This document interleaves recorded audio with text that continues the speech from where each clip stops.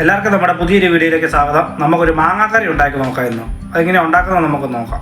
മാങ്ങാക്കറി ഉണ്ടാക്കാൻ ആവശ്യമുള്ള സാധനങ്ങൾ: മാങ്ങ നീളത്തിൽ അരിഞ്ഞത്, സവോള, പച്ചമുളക്, ചുമന്നുള്ളി, കറിവേപ്പില, ഇഞ്ചി, തേങ്ങയുടെ 1-ാം പാലും 2-ാം പാലും, കടുക് പൊട്ടിക്കാൻ വേണ്ടി വറ്റൽമുളക്, ചുമന്നുള്ളി, കറിവേപ്പില.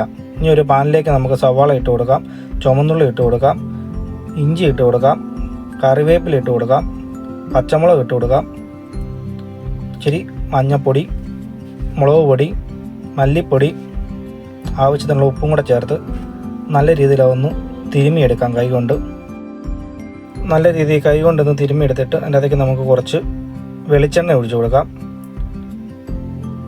കുറച്ച് വിനാഗിരി, പിന്നെ മാങ്ങ നമ്മൾ അരിഞ്ഞ് വെച്ചേക്കുന്ന മാങ്ങയും കൂടെ ഇട്ട് നല്ല രീതിയിൽ അതൊന്ന് കൈകൊണ്ട് തന്നെ ഒന്ന് നല്ല രീതിയിലൊന്ന് തിരുമ്മിയെടുക്കാം. നമുക്ക് അടുപ്പിലേക്ക് ഒരു പാൻ വെച്ചിട്ട് അതിൻ്റെ അകത്തേക്ക് എണ്ണ ഒഴിച്ചു കൊടുക്കാം. എണ്ണ ചൂടായി വരുമ്പോഴത്തേക്ക് നമുക്ക് അതിൻ്റെ അകത്തേക്ക് ആ മാങ്ങയും മിക്സ് ചെയ്ത് വെച്ച് എല്ലാം കൂടെ ഇട്ട് നല്ല രീതിയിൽ ഇളക്കിയിട്ട് നമുക്ക് തേങ്ങയുടെ 2-ാം പാൽ ചേർത്ത് കൊടുക്കാം. 2-ാം പാൽ ചേർത്ത് ഒന്ന് മിക്സ് ചെയ്തിട്ട് അതൊന്ന് നല്ല രീതിയിലൊന്ന് വറ്റിച്ചെടുക്കാം. മാങ്ങയൊക്കെ ഒന്ന് തിളച്ച് വരാൻ വേണ്ടി എടുത്താൽ മതി. ചെറുതായിട്ടൊന്ന് വേവ് മതി മാങ്ങയ്ക്ക്, ഒത്തിരി തിളയ്ക്കണമെന്നില്ല. ഇതുപോലെ നല്ല രീതിയിൽ വറ്റി വന്നു കഴിയുമ്പോൾ നമുക്ക് അതിനകത്തേക്ക് 1-ാം പാൽ ചേർത്ത് നല്ല രീതിയിലൊന്ന് മിക്സ് ചെയ്ത് ചെറുതായിട്ടൊന്ന് ചൂടായാൽ മതി. 1-ാം പാൽ ഒഴിച്ച് കഴിയുമ്പം ചെറുതായിട്ടൊന്ന് തിളച്ച് വന്നിട്ടുണ്ട്. ഇനി നമുക്ക് സ്റ്റൗ ഓഫ് ചെയ്ത് കടുക് തളിക്കാൻ ഒരു പാൻ വെച്ച് ചൂടായി വരുമ്പോഴത്തേക്കിനും എണ്ണ ഒഴിച്ചു കൊടുക്കാം.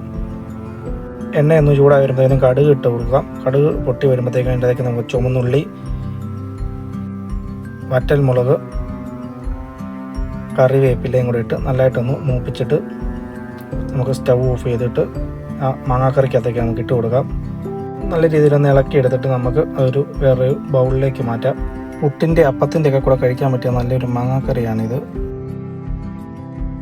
അപ്പോൾ എല്ലാവരും ഈ മാങ്ങാക്കറി ഒന്ന് ഉണ്ടാക്കി നോക്കുക. ഉണ്ടാക്കി നോക്കിയിട്ട് ഇതിൻ്റെ അഭിപ്രായം നമ്മുടെ കമൻറ്റ് ബോക്സിൽ രേഖപ്പെടുത്തുക. നമുക്ക് വീണ്ടും വേറൊരു വീഡിയോ ആയിട്ട് കാണാം.